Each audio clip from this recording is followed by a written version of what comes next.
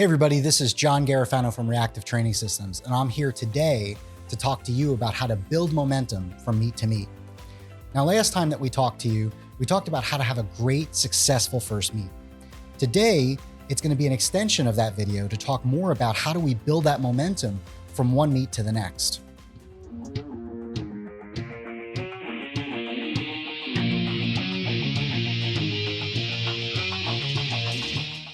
So what we're going to talk to you about today is how to debrief after your first meet, and I'll share with you some ideas of things that you might want to be thinking about. We're then going to have Peter come in, and he's going to talk about how to understand the finer details of the sport of powerlifting. Ross is going to share with us some specific things that we want to be thinking about when it comes to paying attention to what we respond to. And then finally, Ross is going to wrap us up with how to use that meet day anxiety to work for you versus against you. Now let's talk a little bit about how to debrief after your first meet. So you just competed and you had an opportunity to go through the entire motions of weighing in, competing, and then looking at the result of all of your effort. One of the first things that I like to talk to my lifters about is, how did your warm-ups go? So what protocols did you use to warm up? Was it enough? Was it too much? Did you run late for your opening squat? Sometimes people are still warming up and they get called out to go on the platform and they miss their opening squat, and that happens. This is the opportunity to debrief, look at your warm-ups and see about how you can fine-tune those things, how you can get better at setting up your warm-up protocols. The other thing that you want to be thinking about is your attempt selection. How did it go? Did you miss any of your attempts? If you missed an attempt, did you miss on strength? Did you miss on technique? Did you miss on potentially not understanding the commands or the rules? This is an opportunity to look at what was the spread, what was the jumps that you took on each of your attempts. And what you might want to do is you might want to consider potentially lowering your openers in the future, maybe raising your openers. Another thing you might want to consider is maybe you take bigger jumps between your attempts.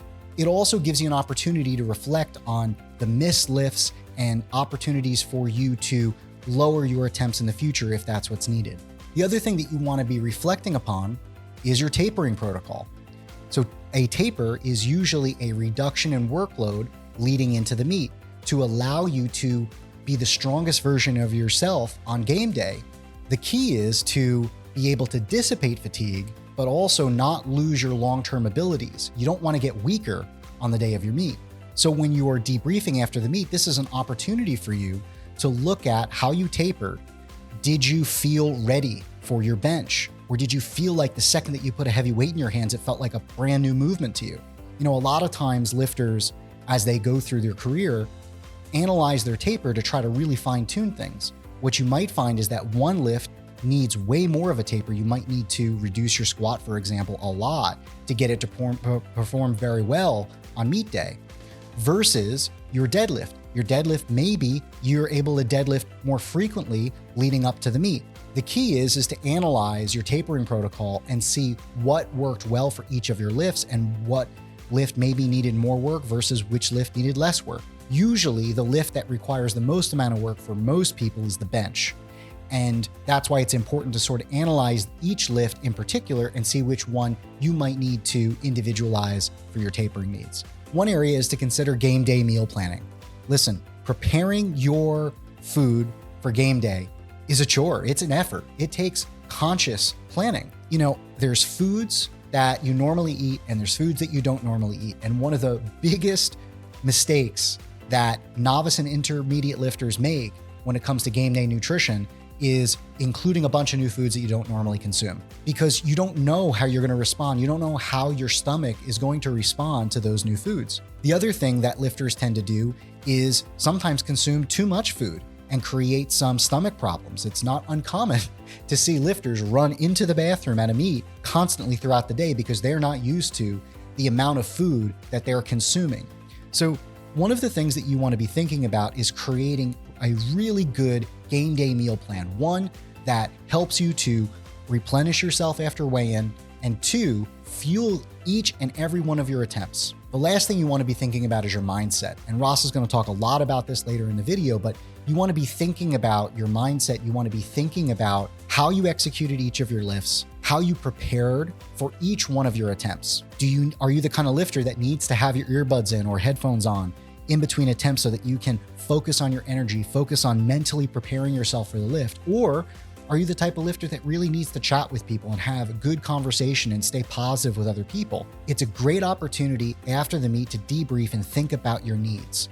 Like if you're really nervous prior to each of your attempts, maybe you need a game day handler to distract you. Or maybe you're the type of person that doesn't get really nervous. Maybe you get really, really fired up. And what you're looking for is someone to maybe calm you down and cool off so that you can focus on execution. This is a great opportunity to reflect on all of those things and see what you need for your mindset.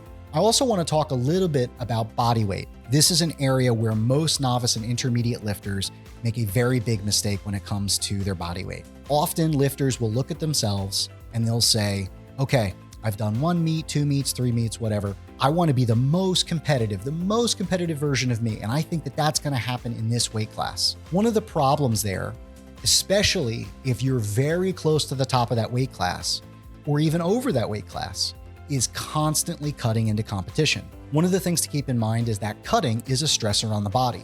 And if you are constantly cutting into competition, that could be impacting your readiness, creating variability in the prediction of your attempts. So it's wise to think about your weight class, and maybe in some circumstances, it's good to compete in the next weight class up for a few years while you gain strength, improve your competitiveness in the sport, and then can tailor your dietary interventions to help you to be more competitive. One of the things that I like to encourage my lifters to do is to stay within about 2% of their weight class.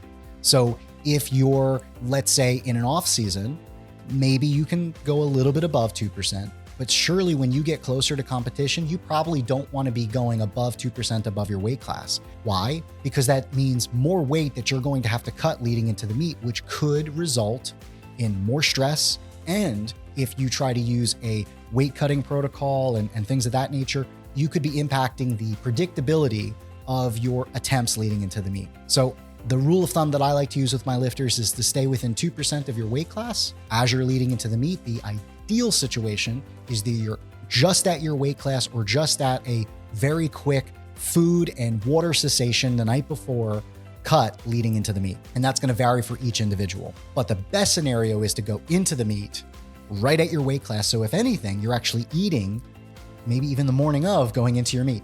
One of the things that you want to be considerate of is accountability. Just like we're accountability with our training, I think you need to be accountable for your nutrition. And that means daily weigh-ins, that means tracking your food intake and using a system to say, should my food go up, should it go down, or should it stay the same? And I do think that there is a significant place for eating at maintenance calories throughout the year, not necessarily trying to be in a bulk or being in a cut, because in both situations, it is a stressor. And I do think that there is value in maintaining weight. So I think one of the things to be considerate of is your accountability when it comes to nutrition. Just like you log your training, just like you're trying to identify the best sets and reps and intensity and movements for you, I think it's a good idea to be considerate of your accountability with nutrition. How much food do you need before a training session, before a good hard training session? How much food do you need to be able to fuel your performance the day of a meet and keep that performance going throughout the 3 to 6 hours that it takes to run through a flight? So just keep in mind that all of those things are opportunities for you to track data and to get better at the skill of competing. Now, Peter's going to talk to us a bit about how to understand the finer details about how the flow of the meet goes, including some of the rules. Hey guys, so this section is going to be on understanding the finer points of the meet flow. So some of the main things we're going to talk about is how you're going to be organized, prepared, but also be flexible enough to react to how things are happening in real time. Okay guys, first it's just about planning for the meet that you have. So depending on the meet and depending on your goals, that's going to factor in some of your preparations for the meet. So is this a local meet? Is this a regional meet? Is this a national or international meet? So depending what type of meet you're preparing for, there's going to be some different considerations. Some of the things you might want to look in is, are you going to do some competition scouting? Usually that's something that's better to kind of be in the remit of the coach, because I don't think it's productive too much for the athlete to start scouting competition. But if you do, just take into account that it's probably better to look at things like the other lifters' actual competition numbers as opposed to what they're posting on their Instagram or on social media. You'll probably get a more realistic view, and it'll be less likely as well just to kind of derail your own training. So you want to be wary of not changing your plan based on what your competition might be posting or what they might be doing. So sometimes it's better to let the coach take care of that side of things and stick to your plan, stick to your own motivations, and be able to generate up. So a lot of that will go into your preparation of your meet card. So I think it's important to have a meet card prepared beforehand. Your meet card will take into account your first attempt plans. Again, very important to have some flexibility worked in here so that you have high-low options. So instead of saying, I have these fixed numbers that I'm going to hit regardless, you want to be reactive to what's actually happening on the day of the competition too. So you have maybe a high-low option and you operate within ranges. So you can set a range. You'll usually have a pretty good idea what you want to do for your opener. But again, you want to make sure that during your warm-ups, you get a good feel for, is that number the good number for that particular day? You'll have a range for your second attempts and your third attempts, but again, having some flexibility built in. You could also give some layout towards your warm-up attempts, what you're planning to do. Again, the meet card is there to help you along, not to dictate that you have to do X, Y, and Z, but it's a good plan of reference and good practice. I'd also say another thing that's very important is that you stay patient during your prep, and especially if you have a certain type of response that may not be kind of a type 1 linear bang, bang, bang, and be careful that you don't kind of derail yourself by kind of watching what your competition is doing, that you stay patient with your prep and you hit the plan, stick to the plan, and build your momentum up into the meet. So when it comes to the meet day itself, here's some advice that is just going to help you on that actual day. So again, be prepared, understand the logistics of the actual competition. So if you're having to travel, that's going to add in some unfamiliarity that you want to kind of be able to prepare yourself for. How far away are you staying from the venue? How much time you need to get to the venue? You don't want to be putting yourself under unnecessary stress. You've enough stress that you're going through on competition day. And I think it's important that by being organized and being prepared, you can reduce down as much of that external stress. There's a lot of things out of your control, but control the things you can. So simple things like where the registration is taking place, where's the equipment check taking place, what time are these things happening? Of course, be there on time, very important. Bring your documents. Depending on your federation, depending on your competition, you might need passport, you might need membership ID. So have your documents there with you for when registration starts. Get registration done as early as you can. So that's out of the way, that's finished. Usually you can then go into the equipment check, which generally will open up a little bit before the weigh-in's done. So it's good to get that done early so you're not having to mess around with equipment check. With your equipment check, make sure you have absolutely everything that you will potentially need on the platform. So that includes if you have more than one t-shirt that you might particularly wear. Have it all with you. Show everything, get everything signed off. Do that early, it's out of the way. And then of course, very important that you are on time for your weigh-ins. So your lot number, which you will see posted on the wall somewhere, will determine what order you weigh in at. If you're not there, and that lot number is a randomly assigned number, so it's not going to be alphabetical or anything like this. So if you're first up on the lot number and you're not there on time, you get bumped all the way to the bottom of the list, which means now you have to weigh in much later. You've kind of lost some of the advantage of being able to get that weigh-in done, and gonna get some food, get some liquids, so on and so forth. And again, I think it's important as well not to rely on, like when it comes to things like food and liquids and supplies and stuff like this, to have as much as you can with you, and again, take control of that stuff. Try not to rely on, oh, I can just get food nearby or something like this, because you don't have that much time post weigh-in to when you actually probably have to start warming up. It's a 2-hour weigh-in, there's not that much time, so you don't want to have to put more stress on yourself again by running around trying to take care of these little things. If you have everything there prepared, you can set yourself up a nice little spot in the warm-up room, kind of settle down and kind of get yourself in space for the competition. Now, important as well is during the weigh-in, you'll get your attempt cards. So these are little cards that are used to give in your attempts.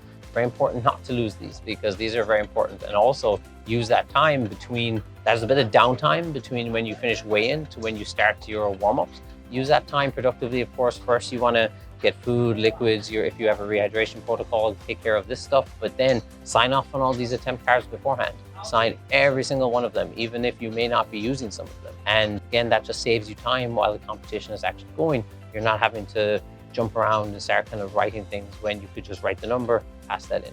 When your attempt is completed, you only have 1 minute to put in that next attempt. So you don't want to waste that time. You want to maybe use that time to have a conversation with your coach and have a feel for how that lift went, make a better decision, and you don't want to waste that time on unnecessary things. So when you get into the warm-up room, you want to find yourself a nice spot on a warm-up rack. Now, every meet's going to be a little bit different how the warm-up room is laid out. So let's just say you usually find yourself one that's not going to be too busy in terms of it's right by an entranceway or something like this. So try and find a suitable rack as best as you can. Almost always you'll have to work in with some other lifters, so on and so forth. So good practice to kind of work with people, and it just keeps everything working. So, you know, if you're there with your coach or yourself, you know, guys helping to load plates, take plates off, you know, and keep the platform running, things run a lot smoother than if people are kind of working almost against each other. So there's a kind of an etiquette to how things are conducted in the warm-up room. So kind of getting in and kind of working things in a nice fluid manner will help everybody. It's very important to be aware of your start time. Also be aware that sometimes competitions might be delayed in the start time. If there's sessions happening before your session, that session might run a bit late. So you're going to have to factor that into your warm-up time, your preparations. Also, maybe weigh-ins just went a bit slow. So keep in mind and ask the referees and the officials if we're still on time for the correct start time. That's going to help you with your warm-up. So just be aware of what's happening around you. And then so you don't want to warm up too early, but it's also a little bit easier to slow down a warm-up than have to speed one up. So generally be ready, be aware of what's going on with the logistics of the competition itself. Now also, depending on which flight you're in. If you were in flight number 1, of course, you'll be warming up first. If you're in flight number 2, the lifters from the previous flight will have to warm up first. So generally when they're finished and they're about to take the platform, that's when you can start to get in and start your warm-up. In terms of the weight selection for the warm-ups, again, usually good practice to warm up in a way that you are familiar with. So let's just say, for example, you usually hit singles in training. You know, single at 8 isn't too far removed from what an opening lift would be. So you want to warm up in a way that's familiar, but at the same time efficient. So be efficient with your spreads. So let's just say, you know, nice logical spreads where that are either, so if you're in the second flight, then you're going to have to wait until the lifters in the first flight have finished their warm-ups before you can get in and start your warm-up. Now, also keep in mind on the structure of your warm-ups. So let's just say you want to keep this relatively familiar because you don't want to be trying out some new warm-up protocol on the day of the competition you're not familiar with. If you work singles in your training, you should have a fairly set kind of routine that you use for that. Also, you might have to deviate slightly based on working in with other people on the platform. The main thing is to take logical spreads so that you're not kind of wildly increasing the spreads. Your spreads will either maintain or decrease. Now, by spread, we mean the amount you're adding to the bar between those attempts. Most warm-ups will fall between, you know, maybe 3 to 5 or 6, you know, depending on how many you need. But the most important attempt is the attempt that you just took. So those warm-ups are kind of your checks and balances to see, are you feeling the way you should feel? Are those weights moving the way they should? And make sure just to kind of check in those small things, like if you have an opportunity to practice the referee commands, no harm at all to do that, especially if you're relatively new to competition. Have your coach, have somebody there kind of simulate those commands so that you don't blow a lift on some small technical thing. It's also be important to be aware of your timing during the warm-ups. You need to make sure, of course, that you're ready for your first attempt. It's also good practice to make sure that you're aware of the change deadline for those opening attempts. So again, if your openers are all feeling the way they should, continue on with plan A. If for some reason things are just not moving good, maybe you're feeling a bit beat up, it's just things are not feeling good, maybe you have to make an adjustment on that opener. If you're in the first flight, you have up until 3 minutes before the start to make that change. If you take your last warm-up after that 3-minute deadline, then you cannot do anything, you can't change. Now, that can be not a very nice situation to put yourself in if that last warm-up move feels heavy and doesn't move well. And even if you're one of the later lifters in the flight, still good practice to take that last warm-up within the change deadline. It moves well, okay, no problem, let's stick with plan A. Now, of course, if you're in flight B or flight C, depending on the competition, you don't have a set minutes deadline to that change. So that change is then related to the amount of lifters left in the previous flight. So you have up until the bar is loaded for the third last lifter on that flight to make a change. Just keep in mind that that's your deadline. You want to hit that opener, or sorry, not your opener, your last warm-up before then. Feels good? Okay, stick with plan A, and then making sure, of course, that you are there ready to go on the platform when it is your turn. Again, the scoreboard should be displayed there where you can see what order you're in. So have a look, make sure you're ready and where you need to be when you need to be. Also, guys, can't say enough of be aware of the rules and the rules, how they pertain to your attempt selection, how things are going to run, the referee lights. So let's just say if you do draw some red lights, the referees will generally show a red, blue, a red, yellow light. Those different colors are there to show you what the failure was for. So being aware of what those mean helps, and it helps you kind of maybe make some adjustments as needed in order to kind of make some tweaks and maybe get the lifts kind of legal. Be aware of attempt selection. You need to have your next attempt put in within 1 minute of completing the attempt before that. If you don't put that in time, you'll be defaulted either 2.5 for a good lift or the same weight again for a not good lift. And be aware of if you have body weight advantage, which way will that go against you and your competitors?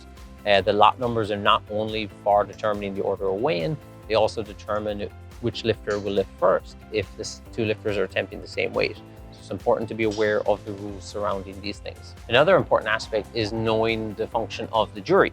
So the jury is something that you should see there at the competition. Usually it will be a number of referees who are seated on a separate table to the side of the platform. Now, the role of the jury is to oversee the running of the competition. Now, it's important that you can go to the jury if you feel that your lift that maybe was given as a no lift, if you may be able to appeal that decision to the jury. The job of the jury then is to look, and they may be able to overturn that if they feel that it should have been a good lift. Now, keep in mind there's certain rules surrounding when and how you go to the jury. So for example, if you have 3 red lights on your attempt, you cannot appeal this lift. So you have to accept the decision, move on. There's no point complaining or negotiating with the jury at that point. Nothing can be changed. If you have at least 1 white, you may and you are entitled potentially to go to the jury if you feel that you may be able to get that lift overturned. Of course, the coach should go to the jury and explain how he feels or she feels this lift should have been a good lift. The jury will discuss, and if all jury members agree with the coach, they will overturn the lift. Keep in mind also, there are instances where perhaps the lift is given as a good lift and it may get overturned by the jury if the juries saw something that maybe was missed on the platform by the referees, so on and so forth. Okay guys, we're going to talk a little bit about putting yourself in good positions to be successful in the meet in terms of strategy perspective. So first of all, what are your strengths as a lifter? Are you more of a squatter, bench presser, deadlifter? That's going to influence maybe a little bit of how you want to approach the meet, and also keeping in mind what's happening in terms of your competition. So again, usually it's good practice to make lifts. Sometimes if you're a bit too aggressive and you start missing lifts, your projected total starts to kind of fall relatively quickly. So again, if you see the nomination beforehand, you'll see lifters posting what would be their most recent best squat, bench press, deadlift, and total. That can give you a reference point on where a lifter might be at, but of course what matters is what actually goes down on the competition day itself. So one thing I find is useful is taking note of your competition, what their nominated numbers are. When you see their openers, you might get an idea, is that quite close? Is that quite far away? Start to give you an idea how realistic those numbers may be. And then as the competition proceeds, depending on how they're doing, what kind of spreads they're taking, you can start to build out an idea of roughly what kind of ranges they might be capable of on that particular day. Now, again, this kind of comes into more of the coaching perspective of handling on the meet day, but that can help you kind of lay out your own attempts. So that's why it's important to be flexible and have ranges in terms of your own attempt. If you have a 6 for 6 day on your squat and your bench press, and a lifter who may have a higher nominated or projected total than you has a 4 for 6 day, or maybe starts missing lifts, that gap starts to close. And then all of a sudden you're applying pressure. So maybe you're having to apply pressure. And if you complete your lifts and these other lifters are missing some attempts, all of a sudden there can be quite a swing. A missed lift and a completed lift could be a swing of 15, 20 kilos at certain times. That can change the outline and the layout of a competition very, very quickly. So executing well in the squat, the bench press, taking high percentage lifts can be a good way to build up your subtotal. And especially if you're a lifter who, for example, has a good deadlift, well, maybe you're putting yourself in a position that you can pull for that win. And then if you have the bigger deadlift, you're also in what we call holding position, which is where that you are sitting behind your competitors in the order of the lifting.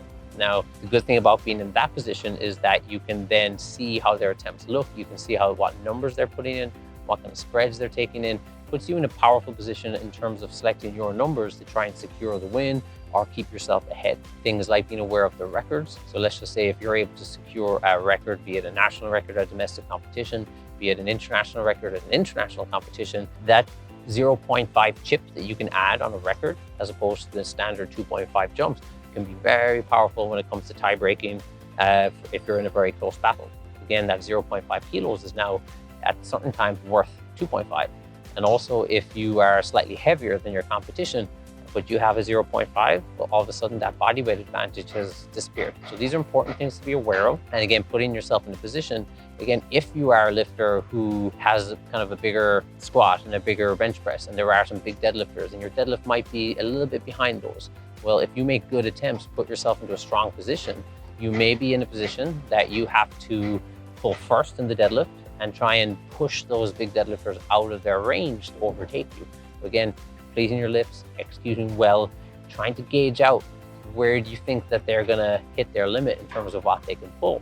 And of course, if you overstretch yourself by chasing somebody who has potentially got a higher lift than you on one of the particular lifts, all of a sudden you can kind of put yourself at a disadvantage. So it's very important to be aware of kind of what's happening around you, who seems to be on, who seems to be not having a great day, keeping abreast of where you feel their top ends are, which can come back to if you were doing, your coach was doing scouting, so on and so forth. All this is important information that can help you put together a good meet day strategy.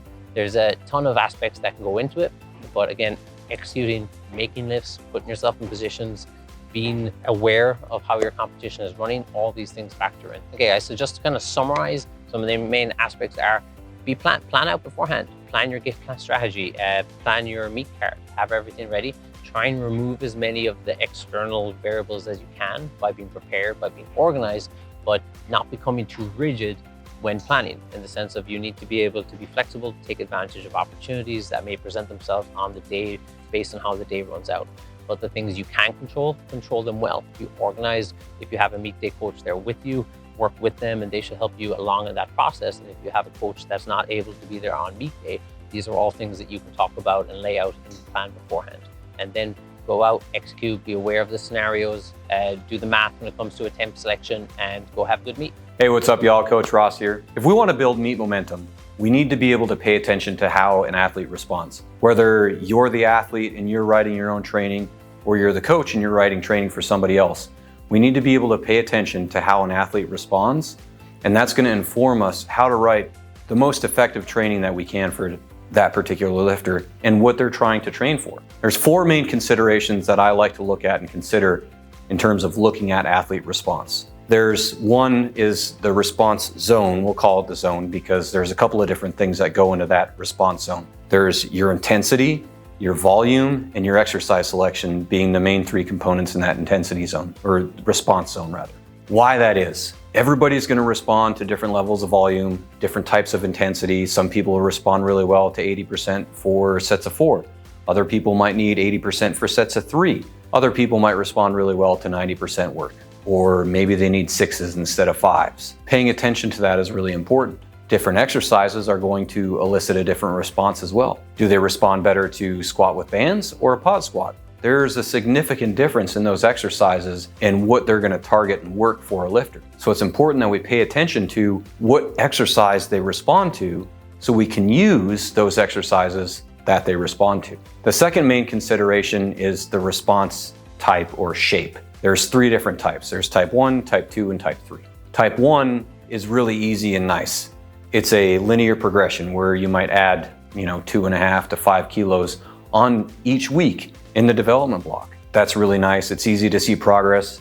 As an athlete, it makes us feel really good. Like, oh, cool, I'm making progress here week to week, and it's very clear and easy to see. Type 2, that's a little bit more difficult to see and understand. But if we know that that's how an athlete responds, great. The way they respond typically remains pretty consistent. And a type 2 response is we have a slight regression in week 2, possibly even a little bit in week 3, before we start to see a nice trend upwards in their response. And then there's type 3. Type 3 can also be nerve-wracking, especially if we're going into a meet. Understanding and knowing that that type 3 response is how somebody responds to can be really beneficial.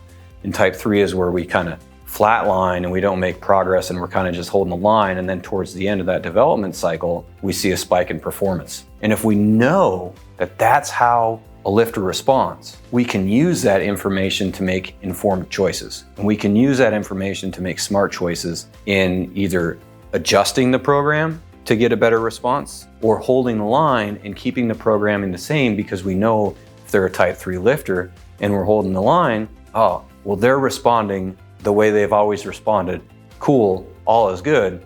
Let's continue on the path. The third main consideration is the block length. Now, if you've watched any of the RTS stuff, you know we talk a lot about emerging strategies and time to peak, and that very much influences the block length. Regardless of what the system is that you're using, if you're using block periodization, DUP, linear periodization, emerging strategies, any one of those systems, it's incredibly important to consider the length of a development block or a development cycle for each lifter. Some lifters will be 3 weeks, some lifters will be 8 weeks, but organizing that length of time to fit that lifter is really important. It's gonna increase their sustainability to progress and not go past their ability to progress and get into like a high risk of injury situation. So that's important to keep in mind. And the fourth main consideration that I like to be aware of is athlete perception. What does the athlete perceive to work well? And we can look at that based on all the other components as well. What do they perceive to work well from an intensity standpoint, from a volume standpoint, from an exercise standpoint? Because if at the end of the day, we're looking at the data and we see 2 data points that, oh, pause squats and pin squats both work really well for this lifter, but they say, oh, you know, coach, I feel really strong with pause squats. I don't really like pin squats all that much. I'm gonna default to the pause squats. I'm gonna take into consideration what allows that lifter and that athlete to feel really strong. If they feel really strong, that's gonna help them express their strength. And so one of the big things that I like to think about when we're trying to build that meet momentum and have the best athlete response possible, I look at those 4 main considerations.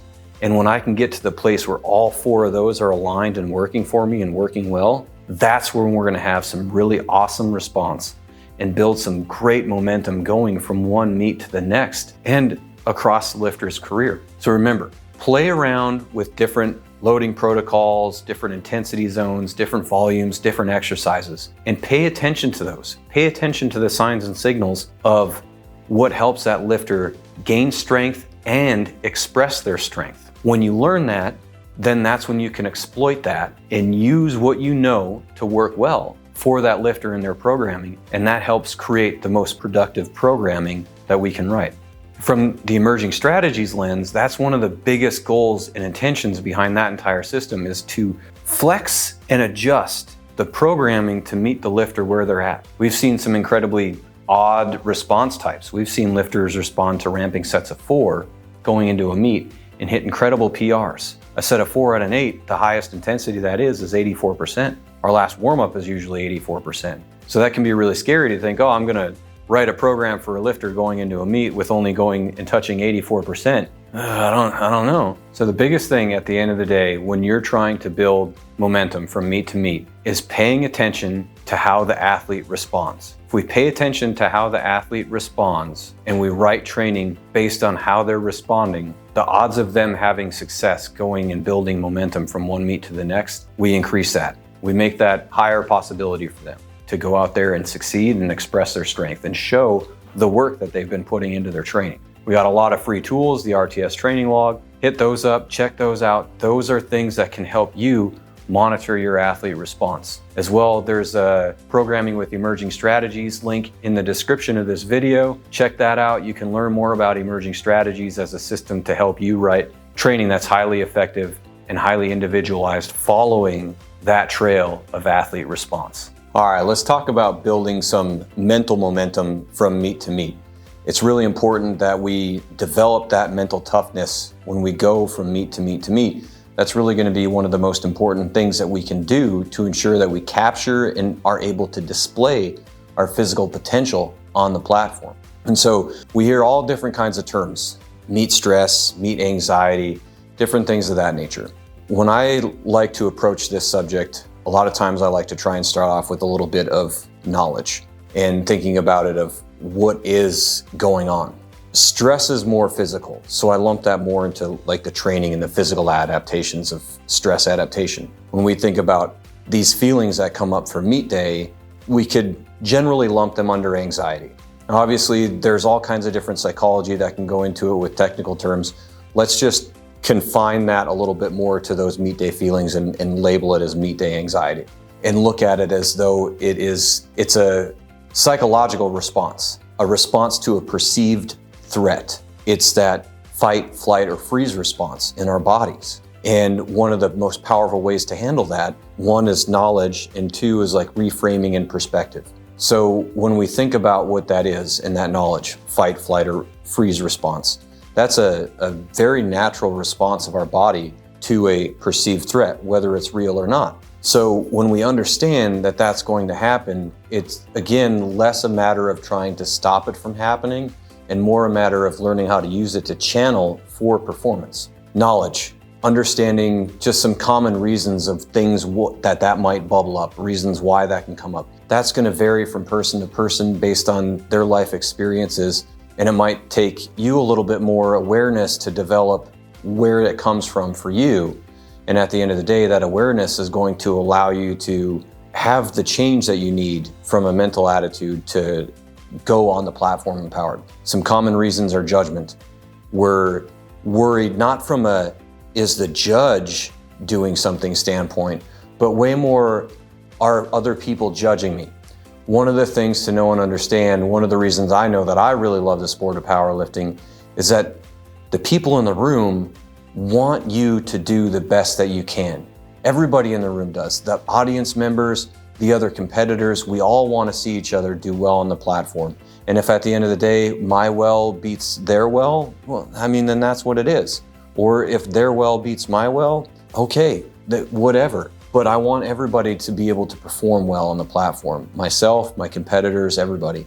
And that's a pretty common theme throughout the sport. Another common reason is uncertainty. Uncertainty is a reality of life. There's a whole lot of things that are uncertain in life, and that's where we have to focus on the process and not the outcome. When we place a high level of importance on the meet, that can create a lot of different anxieties. So the more like perceived importance we put on something, the more that's going to bubble up some of those feelings. That's where that experience can come in handy.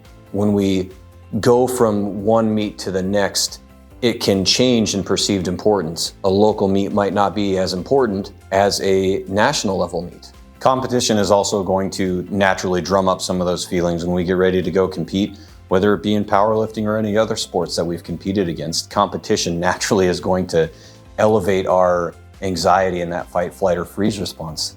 That's what we're going to do. We're going to be in that element of battle and that element of fight for that fight, flight, or freeze. So that's okay for those things to be bubbling up. That's preparing you for that competition.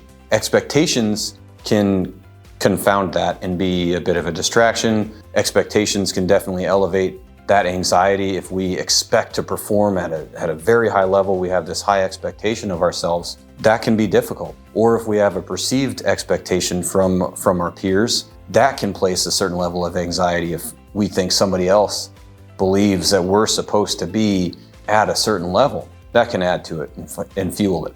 So really we want to learn how to use that. And those are some common reasons why that might bubble up for certain people.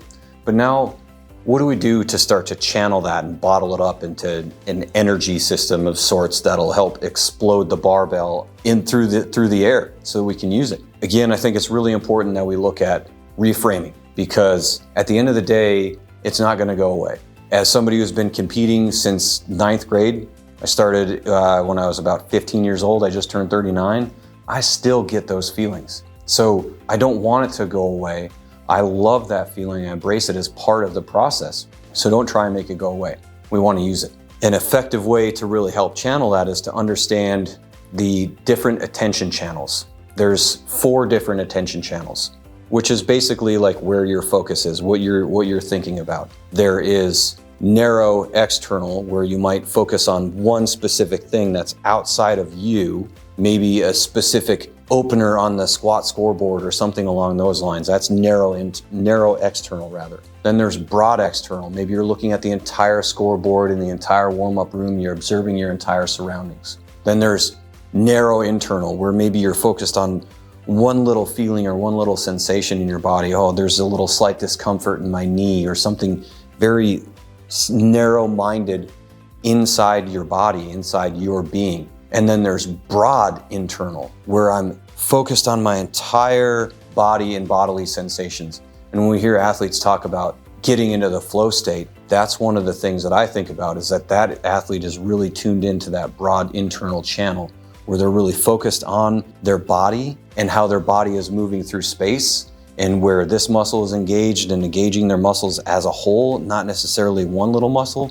So their whole system is activated. If we're focused on things outside of us and we're not focused on our bodies, that's when we're likely to make mistakes. Because at the end of the day, an error, like an athletic error, is primarily going to be linked to a distraction, primarily linked to paying attention to the wrong thing. Understanding those different attentional channels can be really beneficial to know, okay, I gotta be really focused in on my body moving through space, particularly in the sport of powerlifting. That might be different in other sports, like race car driving. You need to be able to pay attention to your surroundings. Powerlifting, not so much. It can be beneficial to have sensory management. If we're really distracted by other visuals around the room, we might need to put on some blinders. If we're distracted by noise and other people talking, we might need to benefit from putting headphones on and blocking out those other things that are a distraction to us. Having healthy goals and expectations for the meet and for your performance and for what a likely outcome might be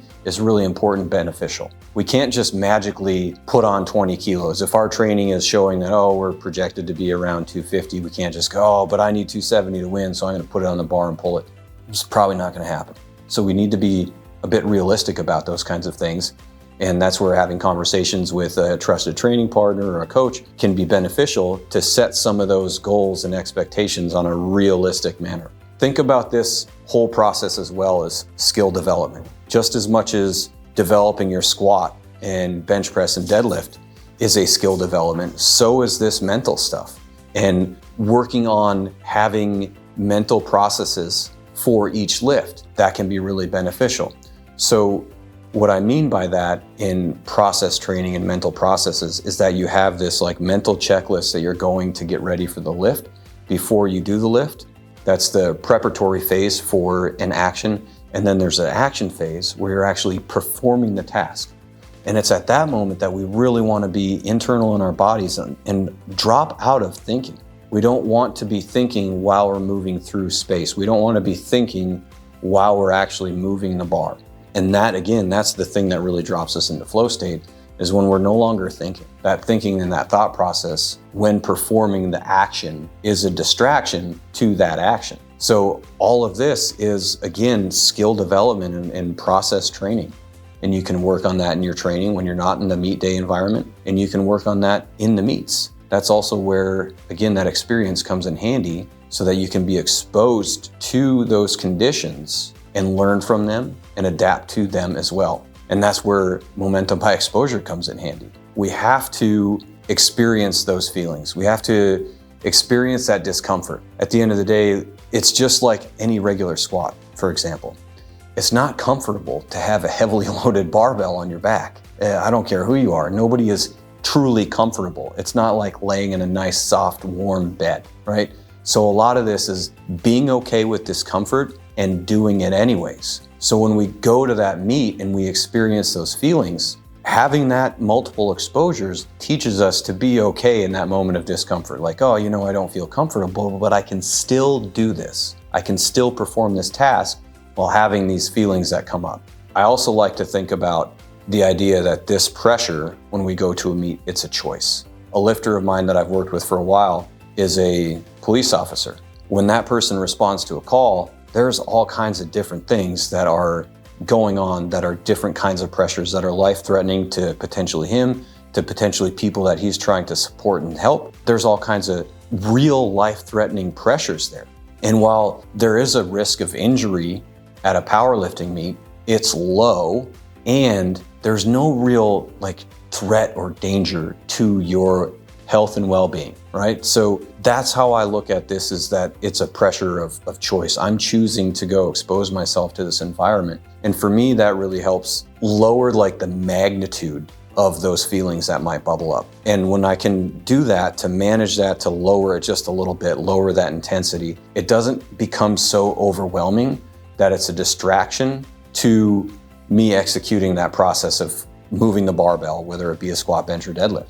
So in closing, remind yourself that this is a process of evolution. Just the same exact way that training your squat and all those are, so is training your mind. There's going to be things that come up along the way that you find that you win and you're good at. And there's going to be times where you fail, and that's okay. That creates a learning opportunity. If you look at that as an opportunity to learn and grow, then you can evolve. But if we focus on it being as a failure, like, oh no, I failed, I'm no good, we block ourselves from learning in that moment. So be open to that process and that evolution and that unfolding of it all.